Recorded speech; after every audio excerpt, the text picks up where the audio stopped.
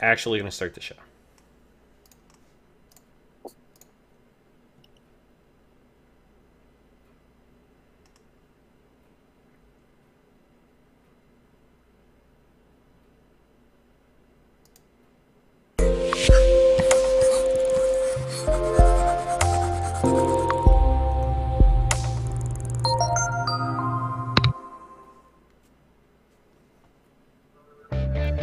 From WDWNT, the worldwide leader in Disney Parks news, this is ParksCenter.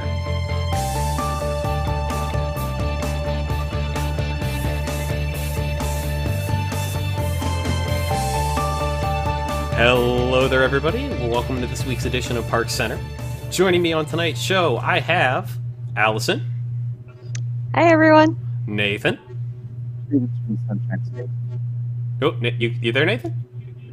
Yes, I've not gone anywhere. There you go. Hi, Rob. Hey. And Tyler. Happy Halloween. No Sivako. I'm disappointed in all of you. I would have said it, but I that. figured Tyler was going to do it.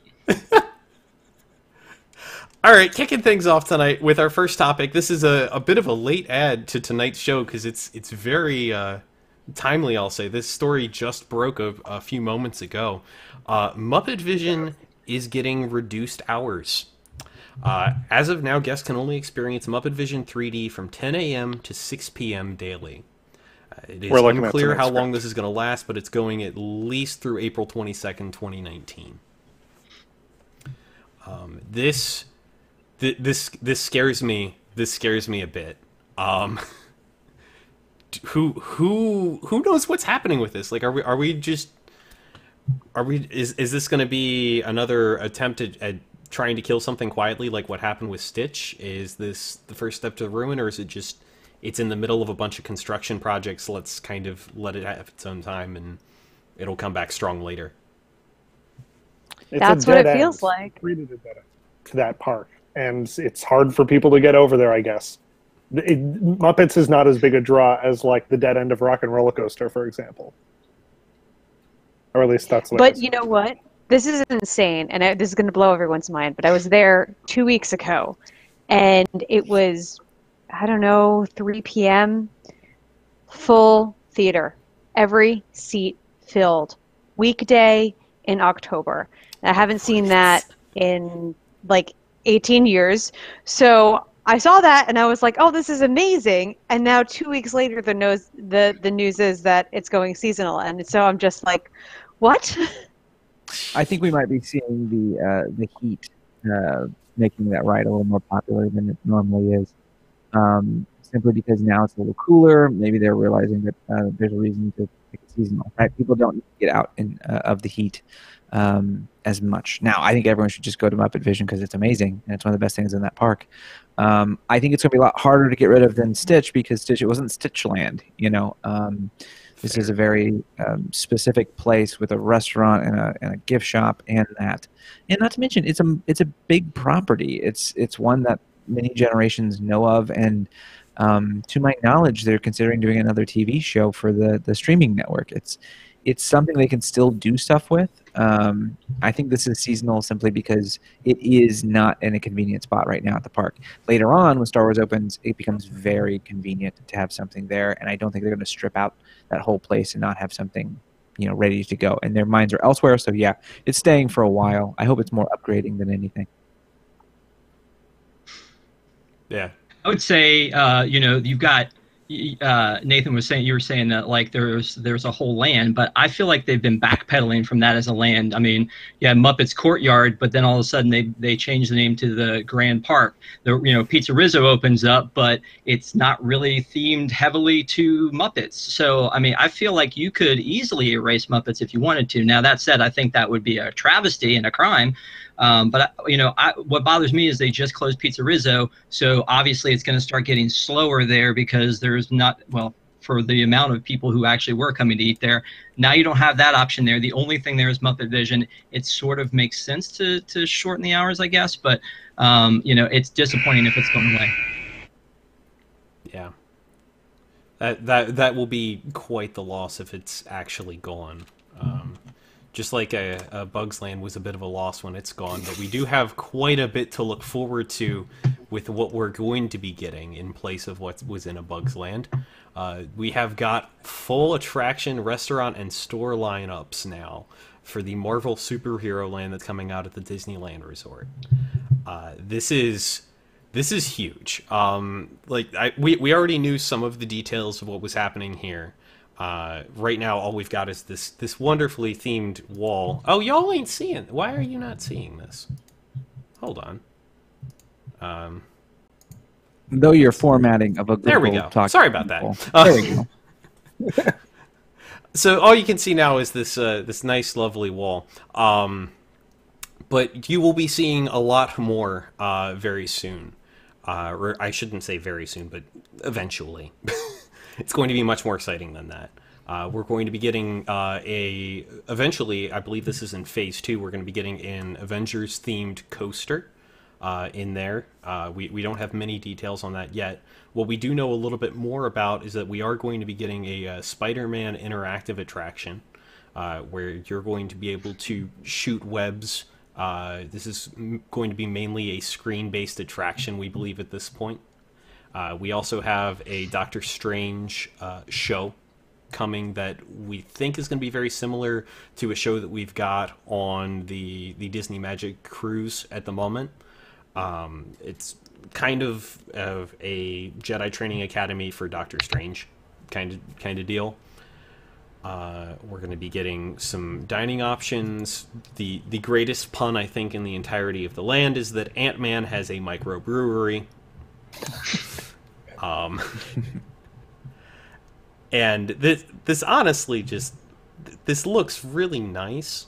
Like they put some thought and some effort into this. I'm not surprised given what Disney's been doing recently with things like Star Wars Land and Avatar. This feels in that same vein, and it's going right next door to Cars Land, of course. Nathan, what are you feeling about this? Are you excited for this as I am?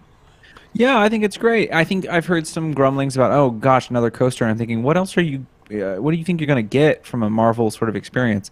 I have a feeling this coaster is going to utilize the same system that Guardians, which we'll talk about coming up, is also utilizing, because it just seems like it would make sense for them to do that. And we've also seen patents for some swinging stuff for Spider-Man. This is a blast. I'm just bummed that I can't have it over here in Florida. And hopefully with the 20th Century Fox thing, they'll figure out some sort of deal to make with Universal, and we can finally get things back on track to have some of these attractions be here. But at the same time, it gives me a reason to go over to California Adventure, which is always a good call. That's what, Tyler, I think? Yeah, I'm just happy to see that the Spider-Man ride is going to be interactive. That was the thing I noticed, that when you go to like Universal, the Spider-Man ride, he's like, I got to do this thing, and you too. And then you're like, I'm not doing anything. I'm just sitting here. So having that level of interaction for a ride like this, I think it's definitely going to, I'm very happy to hear it. Ben and I have talked about interaction versus immersion, and how these lands are going to be pretty good immersively, but how they're going to make it so that you are part of this story as well. Like Star Wars Land they're trying to push how Star Wars Land is going to be as well. What do you think, Rob? Yeah, well, I have a little bit of mixed emotions about it, because I freaking love me some Marvel, and I'm excited about that. I will miss the little Bugs Land. Was really cute, and when we would take our kids there when we were little, it was really a cool area to be in. But now that my kids are older, they're like, yeah, trash that place. Let's get some Marvel in here.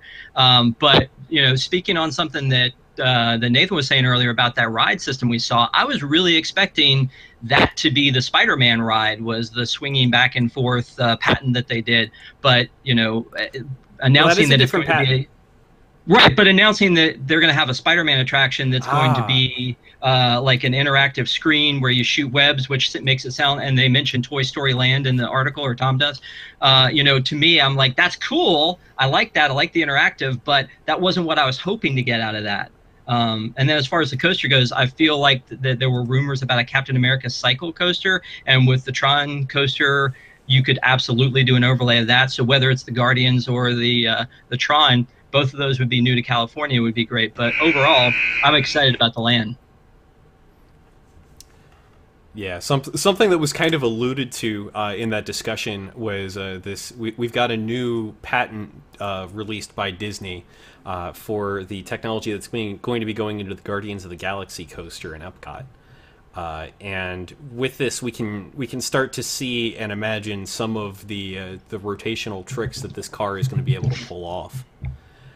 You can kind of see here that it's rotating around this central axis. You can see right in the center of that picture, right under the first passenger seat, is the center of the rotation. You can see it a bit as well in some of the other pictures here. There's a lot of technical details going on about how this is going to be powered, which was something that people had a lot of concern with this initially when it was first brought up, is that in order to have controlled rotation like this, you need to have power generated from something.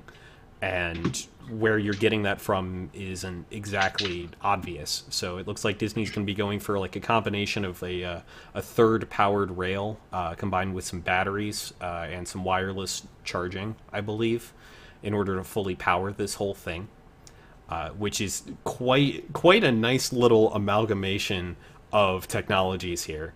I would love to see what people are going to do with this. I think Allison, you've got some thoughts? I think you're muted. She has quiet thoughts. They're very quiet thoughts. I am cautiously optimistic about this.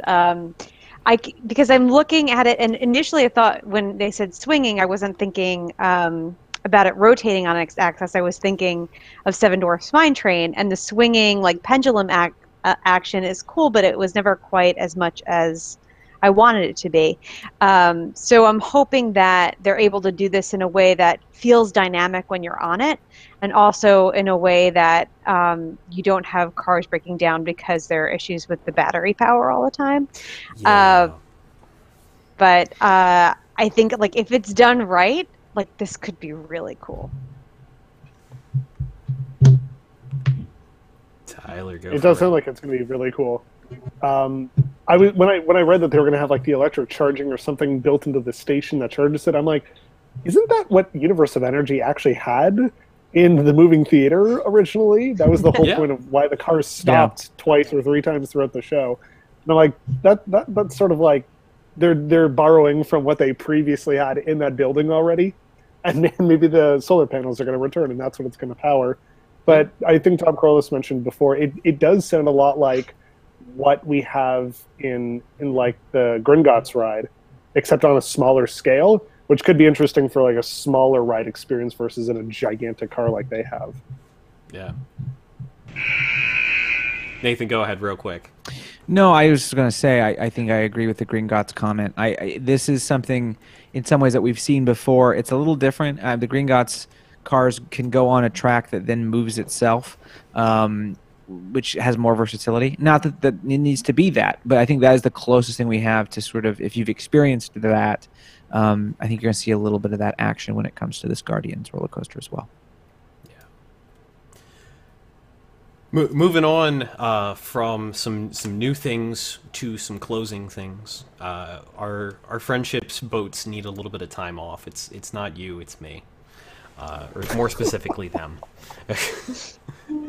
So in November and December, the Friendship Boat Service from Epcot is going to be suspended. It looks like this is due to the construction for the Skyway Tower that's going to be going right back in that International Gateway area.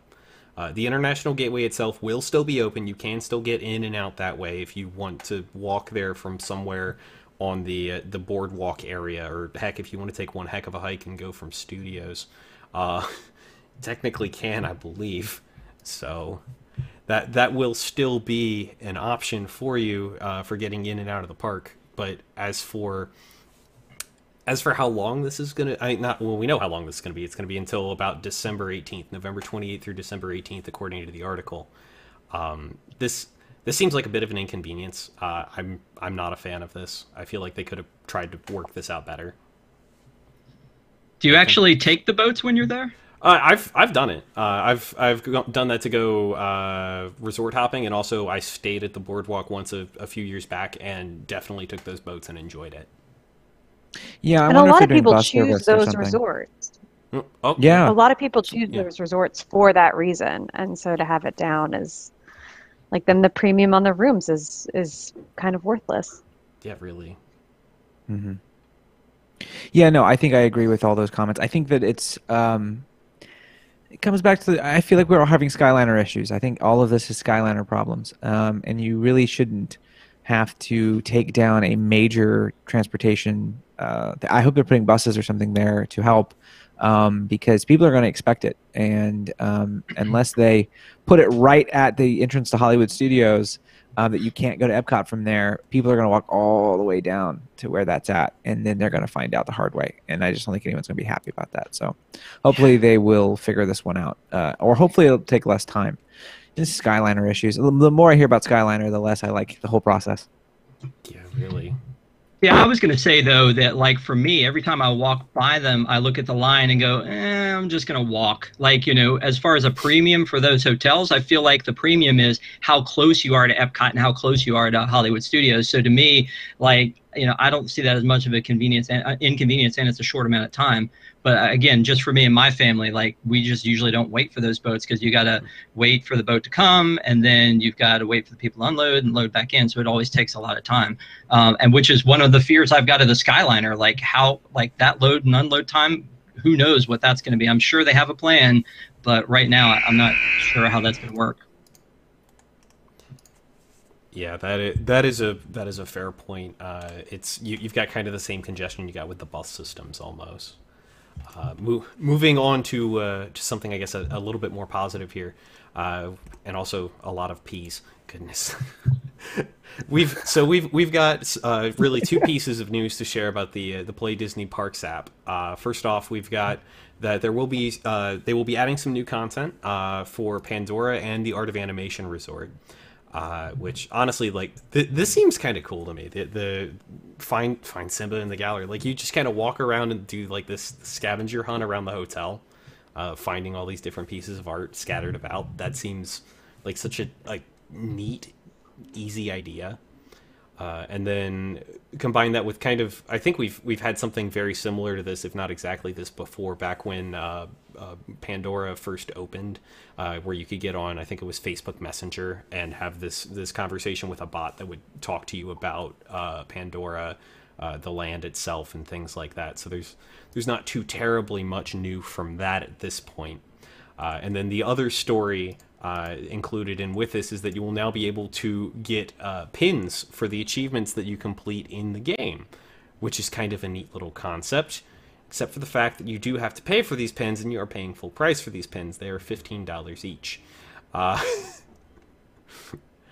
Like they're neat little pins. I think that's a really cool idea to give folks something that they can have when they get these achievements, but just like, what the heck? But do you really need to get the achievements to get the bat? Like, they're gonna sell them really. to you either way. They're gonna be at pin traders. Like, I it's just another way for them to make money. I have no issue with that. But yeah, I think the Play app I have issues with in general. I think it takes away from people experiencing the park or each other. I know there are people with kids really seem to be jazzed by it, because maybe it does help with that. I don't know. I just don't think it's for me.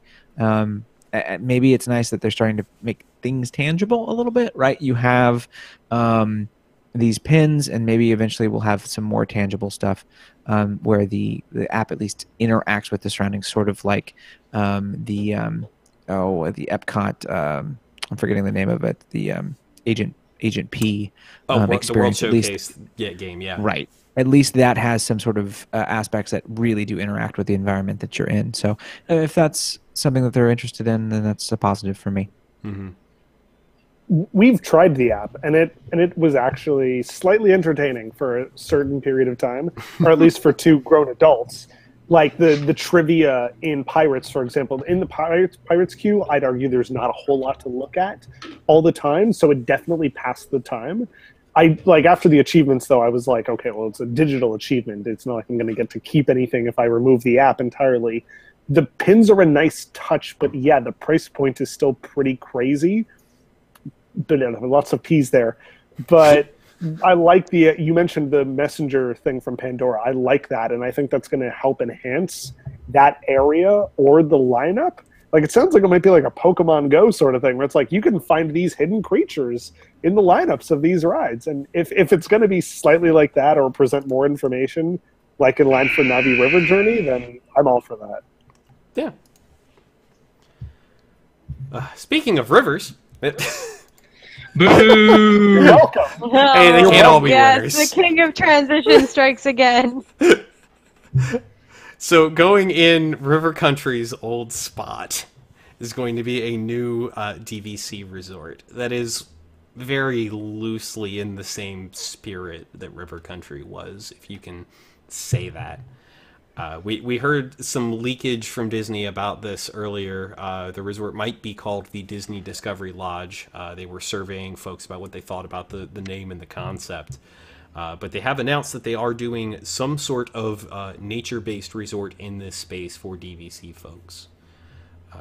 This is going to be over 900 rooms. It'll open by 2022. And this... It seems kind of cool to me. Honestly, I really hope they do a good job with the pools. Just, I mean, you're taking that space, you've got to have a nice pool. What are we thinking about this? I have a lot of nostalgia for River Country because I spent a lot of my childhood there. But I have long ago given up the ghost that it is coming back.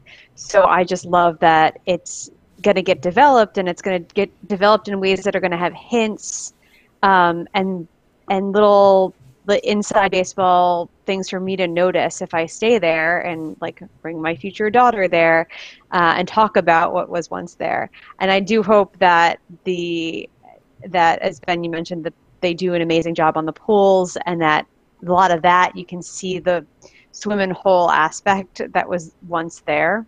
But I'm super excited, even if it's not perfectly on theme to the old school 70s River Country. Yeah, I think it looks pretty good. I'm hearing mixed things online though about the design of the building. A lot of people are saying that it's pretty like general looking. Other people say that it looks like it feels like a nature place. It definitely is enticing to go stay there, given the history of River Country. Although I'm not sure how much history they're going to like put into it. Like, it's not going to be a River Country Museum, as lovely as that would be. But yeah. I want to hear what Rob has to say. Well, does anybody look at that and see sort of like the Incredibles, like pavilion at California Adventure, like that queue area looks very similar to that, right? Sure. Plus, this is like, I mean, to me, it doesn't look like it belongs in the wilderness. It looks like it's like almost like the rich people who are vacationing in the wilderness. I mean, it doesn't seem to match up with the stuff around it. Like the Wilderness Lodge really fits in there. With like Fort Wilderness and the boats and all that stuff. It just doesn't seem like it's the right place. I was really hoping, like you guys, that it would be more themed to the nostalgia of River Country, because I really loved at least the concept of River Country. Maybe it's just like the nostalgia thing kicking in, but I really wish it looked more like the stone rock work kind of a thing off to the side. But it's also looks like, I thought it was originally just DVC, but it looks like it's more hotel with some DVC, right? Is that accurate? I didn't see anything in the article saying that. Let me pull this back up real quick. Over 900 rooms in Disney Vacation Club villas across a unique variety of accommodation. I take that back. There is indeed a decent quantity of this that is normal rooms, it looks like, as well. I misspoke earlier. Well, and it says we'll include 900 rooms. You're right, and proposed Disney Vacation Club. So it sounds like it's actually going to be on top of the 900 rooms. So that'll be cool to have another almost Magic Kingdom hotel that's going to be there. But again, I just wish the theming, and this could be early, but looked a little more like River Country. Very good catch on that, Rob. Thank you. Well, that's all I can do, brother. And moving on from River Country to Tom Sawyer's Island, which I think is fitting. And also, oh my gosh, we're finally going to talk about it, guys, after 3 weeks. Are you ready for this? Are you ready? It's happening. It's really Tom Sawyer's happening. Island. We're actually. Oh, we're out of time. Sorry. Next time we'll. So I know we've been building up to this for a while if you've been watching the show, but honestly, this story isn't that huge, but it's worth noting and talking about a little bit here. The Walt Disney World website is currently listing Tom Sawyer's Island as closed from October 14th through December 21st. And this article originally came out on October 6th. So there honestly was very little notice, relatively speaking, for this closure. It was about a week notice before we knew this was going to be happening. Yeah, I'm sure all 5 people that go to Tom Sawyer's Island are going to be real crushed. Yeah, Ouch. I mean, It's- you're not wrong. Yeah. And It's no garbage. one plans their vacation around Tom Sawyer's Island, unlike the friendship boats Exactly. and access to Yeah. that. Yeah. But I'm kind of like, all right, well, if they're refurbishing this, like, can we bring back Aunt Polly's? Because that was like the best counter service. It's still in the there. Magic It's still Kingdom. there. They just never open it because the place is abandoned because Right. you have to take a raft to get to it. Build bridges. Do stuff with it. Tom Sawyer. Why is it even Tom Sawyer? Build Like, the bridge. There's a boat I that don't goes get all it. the way around. But it never Yeah. stops on the island. figure it out. The main thing is it is a waste of space, in my opinion. For all the time, for all the things that they talk about when it comes to like, oh well, let's add this here, and we're gonna try to do this, and like we're gonna have so many crowds when Star Wars open, and then they're just like, at least they're doing something with this massive plot of land that can get some people off of that main. I mean, that's a big road there, or kind of thoroughfare that connects Haunted Mansion all the way to Big Thunder, and it's always full. So if we can get some of those people in a way to go to the island because there's something new, or find a way to divert people, the more the merrier. Yeah. It's sad that I won't be able to read anymore on Tom Sawyer Island. I really enjoy that, but what can you do? Like maybe it's just me, but I distinctly remember sitting on that island eating a sandwich and just like being at peace. Like it was this very nice, seldom found, just quiet place you could go to, and there was not much going on. There wasn't any rush or pressure or anything. If you wanted to get on a ride, you were quite a long ferry ride away from doing it. It's a nice little quiet place, and I think it's a little undervisited in my opinion. I think it was a There's great nothing else way. like that in the Magic Kingdom. Yeah. For our kids, it was a great place to take them to let them run around and burn off some energy during the day. So that was always a fun thing to do. But I think that its biggest fault is it's not quite as cool. I mean, well, its biggest fault is transportation to it, but it's also not quite as cool as the one in California, which I know we say that about some things. But I hope that they plus it up with what they're doing. Yeah, I do too as well. Like I'm pretty excited for this. So I feel like you're bringing us down, man, right here at the end. I What's mean, up? maybe I'm overestimating, but I feel like it's going to be good. It'll come back. It'll come back. yeah. It'll come back and it'll be good. It's not. We're not pulling a stitch on you or anything. We promise. Are we sure though? Are we really sure? Then why are there so many people over there taking last pictures? Gosh. Remember they were like 20,000 leagues. It's gonna come back, and then it never did. All right. River Country. And I brought us down again. Hey.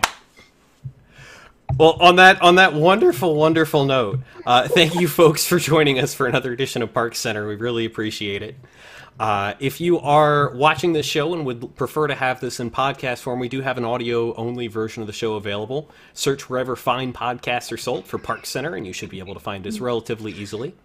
If you are listening to the audio version of the show and you want something a little more visual, check us out on YouTube at youtube.com/WDWNT. You can find us there. You can subscribe so you can get notifications every time we go live, which is Wednesday nights at 9 p.m. You can also find us live on WDWN Tunes. Check us out there as well.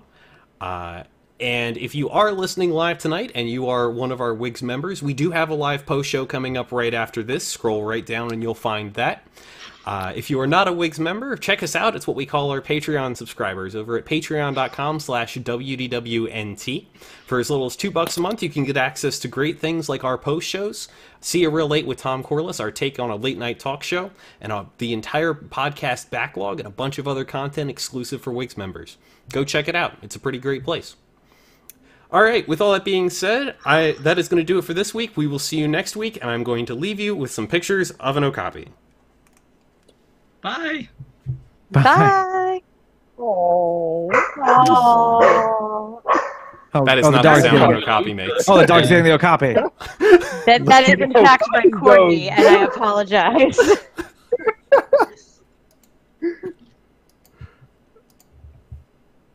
All right, we're out.